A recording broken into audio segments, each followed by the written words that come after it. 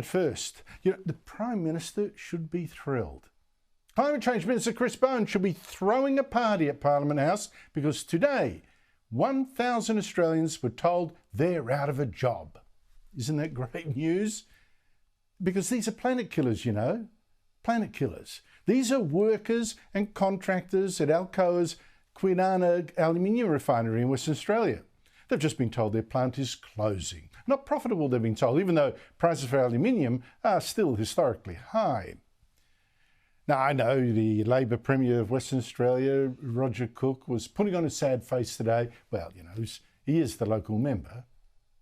My heart goes out to them, and I want them to know that my government will do everything that it can to make sure that we stand by those workers, ensuring that they have other opportunities to work in other parts of Alcoa, but also where they need to be reskilled, get good advice and training, that my government stands ready to assist them all.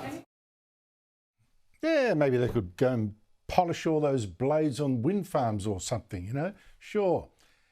Spare us. In fact, Cook's government and Labor governments everywhere claim global warming is such a threat that tiny Australia should be slashing its emissions to net zero by 2050 to supposedly stop it. And its Labor has been warned since for at least 13 years.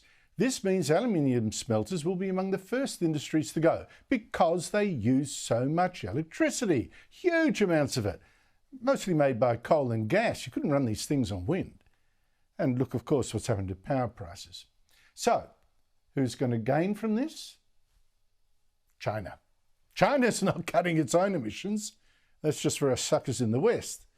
And China's now, of course, the world's biggest supplier of aluminium, setting new production records last year.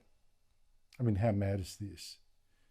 We've got so much coal and gas and oil and bauxite, all the ingredients you want for making aluminium, but our politicians now make it too hard for this smelter to stay in business. Just 2 months ago, you had Tim Flannery, the professional global warming alarmist, another environmentalist, demanding Alcoa stop digging out cheap bauxite near the Serpentine Dam. Also last year, Rio, which runs its own smelters here, has had to write off more than $1 billion from the value of them because of the Albanese government's new plan to force them to slash emissions at huge cost. So, spare me any Labor tears as a smelter bites the dust and workers lose their jobs, because this is exactly what's meant to happen with our global warming policies. You've got to ask what the left is actually doing to this country. Where has reason gone? I reckon fried to ashes by the great global warming scare. Because I'll give you another example from today. These floods in Victoria.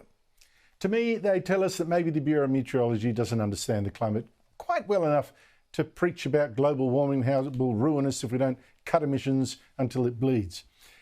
Remember in 2007, for instance, how the Bureau's top global warming expert said, well, global warming actually meant less water, not more.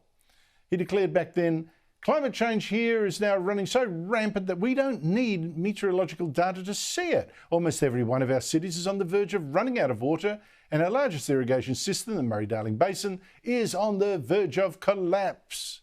You couldn't get more wrong. Have a look now. But last September, the Bureau was at it again, telling us this would be a dry summer thanks to an El Nino. It said we'd get warmer and drier than average conditions. They were likely across most of southern and eastern Australia from October to December. Instead, we got more water than we know what to do with now. Just check the graphic put together last week by the Weekly Times. Excellent paper. Blue is above average rainfall for the towns on this map, and as you can see, it was wetter than average throughout Victoria and the Murray-Darling Basin, plus in central and northern Queensland. Politicians still keep babbling about global warming. Here is Victoria's Emergency Services Minister today, blaming it for these floods. Well, there's no doubt that we need to be responding to climate change. We need to be looking at innovation and advice about mitigation for future events, because unfortunately, only been in this role less than 3 years and emergencies are pretty frequent. Honestly, these politicians have got the global warming monster on the brain. They see it everywhere. It's dry, global warming. It's wet, global warming. So let's shut another smelter, shall we? That minister's just making things up.